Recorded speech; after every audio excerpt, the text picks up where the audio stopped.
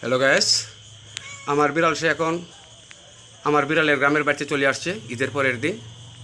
তোমরা দেখতেই পাচ্ছ তার মাকে, আমার বিড়ালের মা তাকে বাসায় রেখে তালা লাগায়া সে একটু গ্রামের বাড়িতে ঘুরতে, এলাকাবাসীর সাথে মত বিনিময় করার জন্য সে একটু গ্রামে ঢুকে পড়েছে।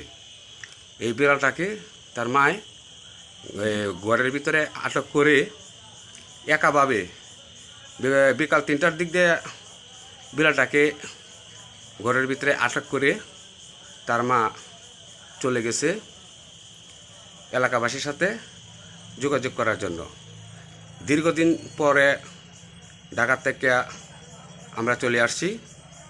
আমরা এই গ্রামেতে, আমাদের গ্রামের বাড়ি হচ্ছে নেত্রকোনা জেলা পূর্বদলা থানা। আমাদের গ্রামের বাড়ি তোমরা তো সবাই জানো। এই ভাইরাল বিড়ালকে দেখে সবাই চিনতে পারছো। সে এখন 2 বছর পর আমার বিড়াল এই বাড়িতে চলে আসছে। তো তোমরা দেখতেই পারতেছ তার মা তাকে একটি চেয়ারের উপর বিকাল 3টার দিক দিয়ে বসায় দিয়ে গেছে। এই পর্যন্ত সে এই জায়গায় একা একা বসে আছে মায়ের অপেক্ষায়। তার মায়ের সাথে আমার ফোনে যোগাযোগ হচ্ছে। সে তার মায় বলছে যে আমি কিছুক্ষণের ভিতরে চলে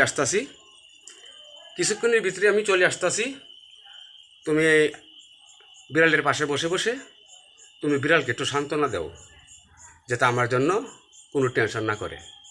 তো এই জন্যই তোমরা দেখতে পাচ্ছ সে কত সুন্দর করে এই জায়গায় তার মায়ের অপেক্ষায় বসে আছে।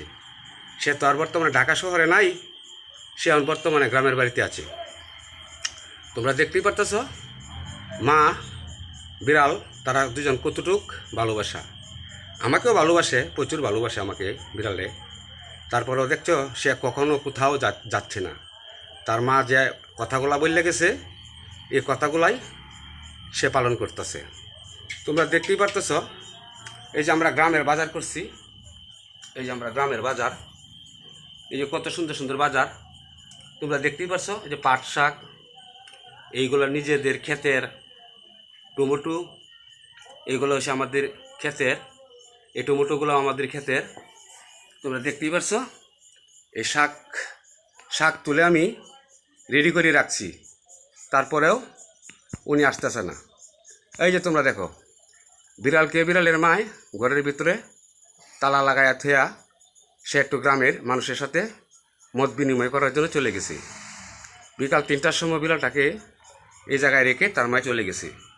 এই যে তোমরা দেখো এখন পর্যন্ত বিড়ালটা তার মায়ের অপেক্ষায়, সন্ধ্যা নামে আসছি, এখন পর্যন্ত বিড়ালটা তার মায়ের অপেক্ষায় সে বসে আসছে।